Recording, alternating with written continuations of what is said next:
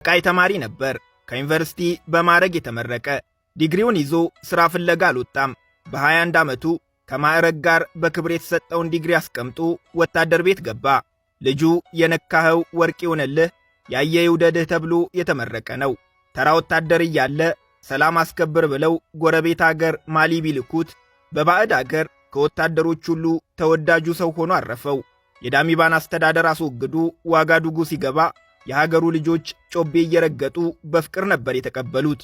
ስልጣን ከያዘ ከ2 ዓመታት በኋላ ዘንድሮ የጋናውን ፕሬዝደንት በዓለ ሲመት ሊታደም አክራ ተገኝቶ ነበር። በጋና ሕዝብ ዘንድ የተደረገለት አቀባበል ጋና ሀገሩ ፕሬዝደንቷም እሱ ነበር የሚመስለው።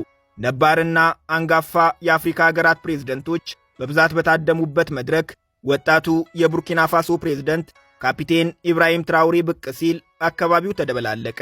አስደናቂው አቀባበል የተጀመረው ግን ገና ከአውሮፕላን እንደወረደ ነበር። በአውሮፕላን ማረፊያው ተገኝተው አቀባበል ያደረጉለት ጋናውያን አባቶች ፊት ላይ የጀግናው ልጃችን መጣ አይነት አፍሪካዊ የኩራት ስሜት በግልጽ ይነበብ ነበር።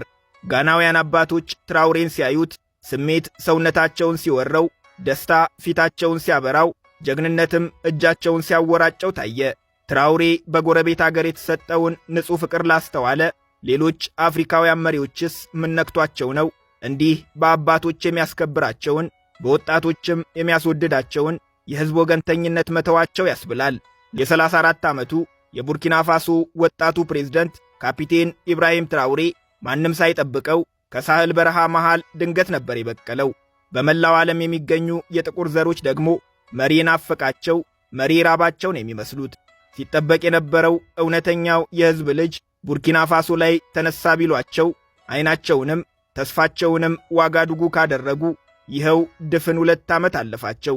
እውን የጥቁር ዘር መሪ ሊወጣለት አፍሪካም ተስፋ ሊኖራት ይሆን ወይ እያሉ የየዕለት ተግባሩን በስስት ይከታተላሉ። ትራውሬ ለሀገሩ ያለው ፍቅርና ለሕዝቡ ያለው ክብር ልዩ ምልክቱ ነው።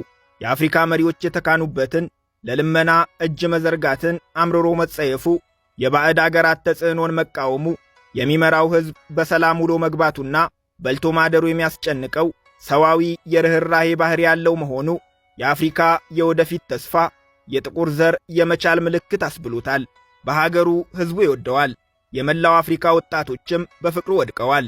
የጥቁር ዘሮች ባሉባቸው የዓለማችን አገራት ደግሞ ከክፉዎች ዐይን እንዲሰውረው ጸሎትም ዱዓም ይደረግለታል። ኢብራሂም ትራውሬ ታዋቂ ጀነራል አይደለም።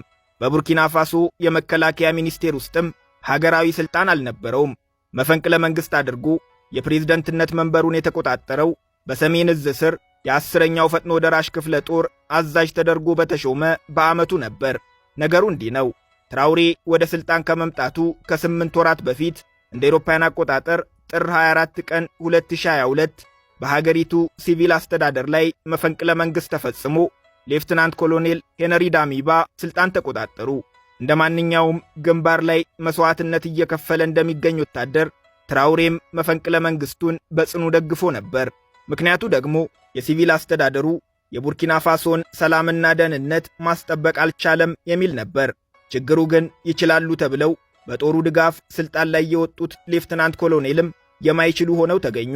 የአሸባሪዎች ጥቃት በበረታባት ቡርኪና ፋሶ ሕዝቡ ለሞት ወታደሩም ለጥቃት ሲጋለጥ ኮሎኔሉ ቆፍጠን ያለ እርምጃ ወስደው ሀገራቸውን ከቀውስ ሕዝባቸውን ከሞት ወታደሩንም ከእልቂት ይታደጋሉ ተብለው ቢጠበቁ እሳቸው ግን የፈረንሳይ ጉያ ስር ገብተው ይተሻሹ ያዙ። ለ8 ወራት ጠብቀው ተስፋ ሰጪ እንቅስቃሴ ያላዩባቸው ወጣት የጦሩ አባላት በበላዮቻቸው ተስፋ ቆርጠው እርስ በርስ በጥቅሻ ይነጋገሩ ጀመር። ኢብራሂም ትራውሬ ደግሞ የጥቅሻ መምህራቸው ሆነ። ሙያ በልብ ያሉት ወጣቶቹ የፈጥኖ ደራሹን 10ኛ ክፍለ ጦርና ሽብርተኝነትን እንዲዋጋ በልዩ ሁኔታ የተቋቋመውን የኮብራ ኃይል ይዘው ድምፅ ሳያሰሙ ወደ ዋና ከተማዋ ዋጋዱጉ ገሰገሱ። የተቃወማቸው ጀነራል ከፊታቸው የቆመ ሰራዊትም አልነበረም። ምክንያቱም ፊት ለፊት መጋፈጡን ፈርተውት እንጂ ሁሉም በመንግሥት አቅመቢስነት ምክንያት አላስፈላጊ ዋጋ መክፈል ሰልችቷቸዋል። በዚህም ወጣቶቹ ቼፈረሴን እያዜሙ ዋጋዱጉ ገብተው መጀመሪያ ዋና ዋና የጦር ማዘዣዎችን ቀጥሎም ብሔራዊ የቴሌቪዥንና የሬዲዮ ጣቢያዎችን ተቆጣጠሩ። በዚህ ሁሉ መሃል ግን ጨዋነትን አላጓደሉም። ቤተ መንግሥቱን ከበው በማዕረግም በሥልጣንም የሚበልጧቸውን የቀድሞ አዛዣቸው የሆኑትን የአገሪቱን ፕሬዝደንት በክብር ከሥልጣን እንዲለቁ በሀገር ሽማግሌዎችና በሃይማኖት አባቶች አስጠየቁ። የሰጡት የ48 ሰዓት የጊዜ ገደብ ተከብሮ ጥቅምት 2 ቀን 2022 ፕሬዝደንቱ የማርያም መንገድ ተሰጥቷቸው በሰላም ቤተ መንግሥቱን ተሰናብተው ሀገራቸውን ለቀው ወጡ። የቡርኪና ፋሶ ሕዝብ ማን እንደሆነ እንኳን በቅጡ የማያውቀውን ወጣቱን መሪ በአፍሪካዊ የዋህነት ተስፋ ሰንቆ በደስታ ነበር የተቀበለው።